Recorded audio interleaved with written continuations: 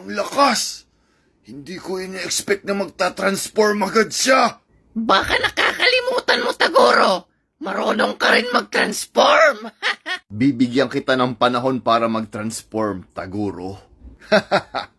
Mahinang nilalang ka talaga. Humanda ka ngayon, Son Goku.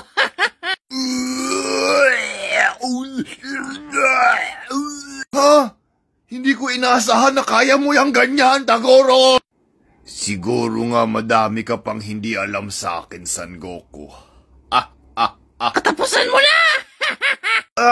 Hindi ko to kakayanin mag-isa. Kailangan ko ng tulong. Huwag ka mag-alala, Son Goku. Nandito kami para tulungan ka talunin si Taguro. Ang dami nila. Surrender na kami, babay.